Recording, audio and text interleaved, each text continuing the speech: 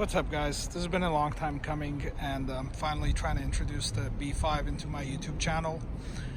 I like to think I stole this car and got a pretty good deal on it. It was pretty beat up.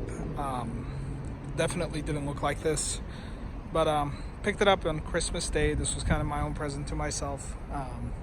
The license plate is so I can commit to actually doing a build on it. And when I got it, the car had a lot of issues in the way of just deteriorating engine lines, deteriorating even canisters. One of the first things we did was replace that reservoir right there, and it was basically just cracked at the bottom and leaking out. So we drained all the fluid, we replaced that, then ended up going with this guy as well and replaced that as well. It was starting to develop a crack on the bottom. The car has 250,000 miles on it. It's original engine, original everything. Kind of not anymore. We started with the reconditioning on the lines. So one of the first mods outside of just doing the OEM reservoirs, we did the breather hoses with the high heat silicone from 034 Motorsport, and kind of slowly started from there. This is my home project. Did this one myself. It's absolutely horrible. I knew this car had some kind of an issue with boost, to where it was either leaking or not producing any, and that came to be true when we tried to replace the N75 valve right down wherever it may be down here. After replacing the diverter valve with the 034 Motorsport billet aluminum kind, and the car's just not producing any boost because the wastegate on the turbo is broken, completely broken. It's just stuck, and I got the benefit out of that because I'm getting 50 mpgs. I fill up the car once a month and make my 24-mile two-way commute. Outside of that, basically did the breather hoses, did a couple of plugs towards the back. I think there was like a T-valve for the PCV, and the rest of the hoses are right here. Still got a long way to go. Did not like the two-piece headlights, so I ended up getting these from ECS Tuning. Pretty good deal. I think I paid $130 for them. Installed them myself, cut the fender myself, which was a complete pain in the ass, but worked out for me. Just to kind of talk to the front lights, I ended up doing the back lights as well. Went with the facelifted version, and since I'm electrically not inclined, I had my shop pit stop motor tuning right there. Go ahead and flip a couple of wires. I think 4 and 6 on the passenger side, and 1 and 3 I want to say on the driver's side, and now they work just fine. They do exactly what they're supposed to do. The right ones light up, and the right lights light up for the right functions now, instead of having my reverse light be the turn signal and have my brake lights be my reverse lights. It's kind of funny to see that. Other than that, I mean, the car does pretty well for 250,000 miles. My AC is broken. Turns out that the previous owner, whoever owned it, ended up basically bottoming out somewhere, and it's kind of funny. I won't be able to show it to you here, but my oil pan is JP welded, which was kind of a surprise and a good piece of comedy, but it's holding, so I mean, I'm not complaining yet. All of that's going to be replaced pretty soon. We haven't started doing the engine internal orders just yet, but we're going to be rebuilding this engine and replacing that little KO3 right there with a GT2871. Looking and still doing some research on internals and whether it's going to make more sense to have this engine rebuilt completely, including the cylinder head, or do I go ahead and buy a pre-built performance high horsepower block. So we'll see. Underneath the engine, we did replace the mounts with the 034 Motorsport line mounts. I'm not sure if you can see them right there. Here, let me focus on them. We did the transmission mounts from 034, ended up with the street density. I think it's the only ones they make.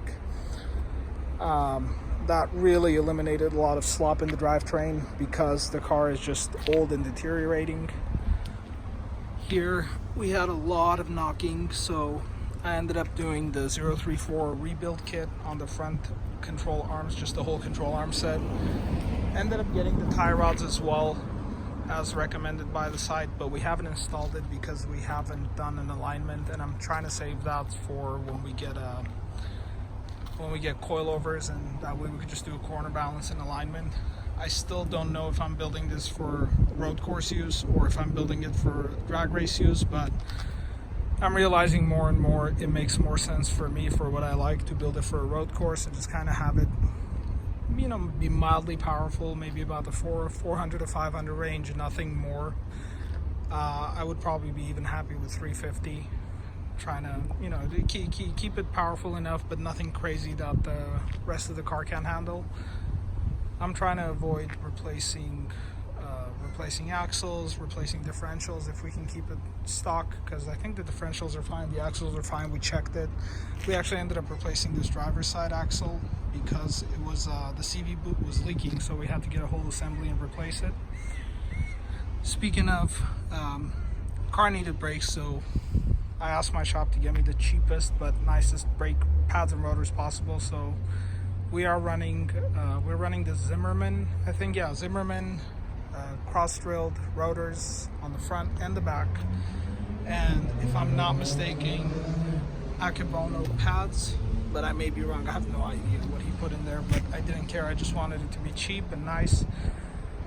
On the inside of the car, done a couple of things here as well. Let's see if the door's open. Nope.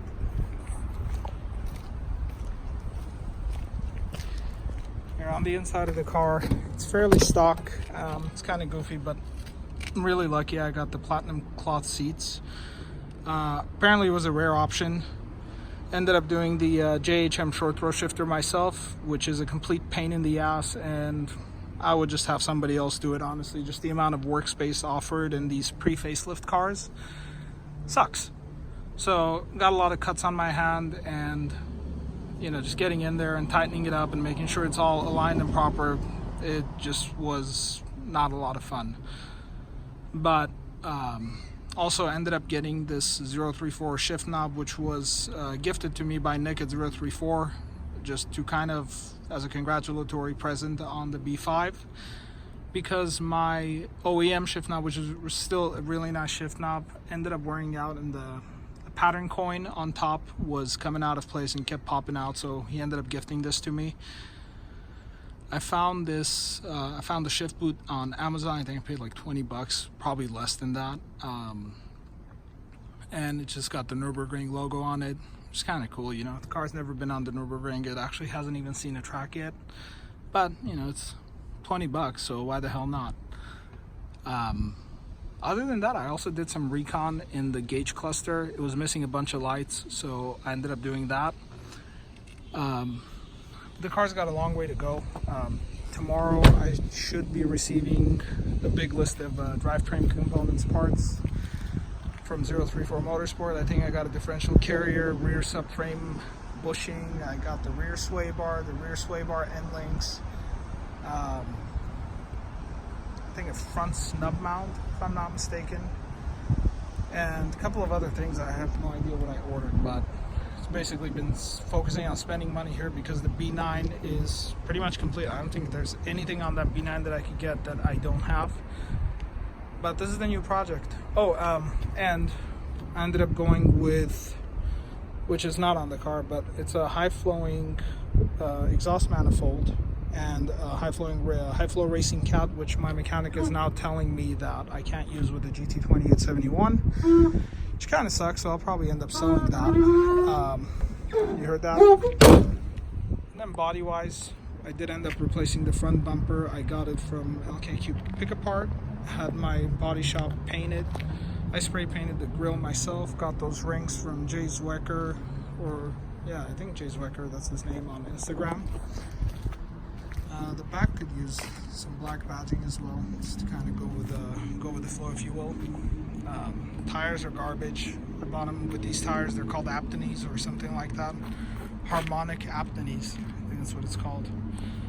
They're garbage, but they hold, and for the time being, since the car's not being built, I guess we can use them and not worry too much about it.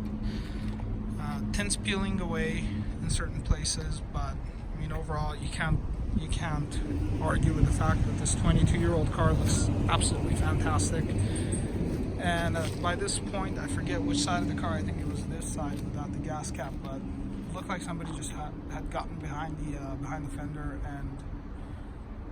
or fender quarter panel. I don't know what this is, and basically hammered out a dent. It looks so horrible. I had my body shop paint this as well at MEJ Auto Body Shop in Glendale, California. They did a great job, and while not my first color choice, this pearl white looks so damn good on the car.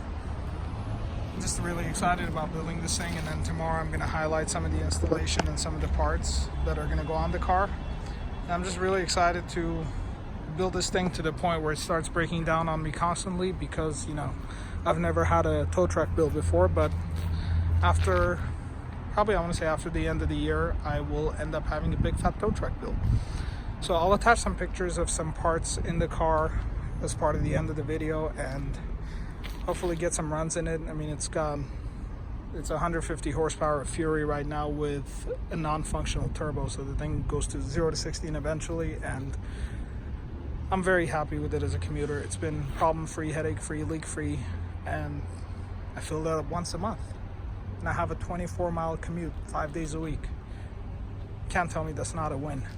Anyways, just excited to share the future of this car, but I wanted to give it a proper introduction into the YouTube community. And if you want to see more of the car, please do like, comment, and subscribe. I am trying to upload more content into the channel and make sure that you guys have something goofy and exciting to watch, as you can see from this video, which was almost no information for you. Again, thanks for tuning in, guys. I will try to upload more content as we go along.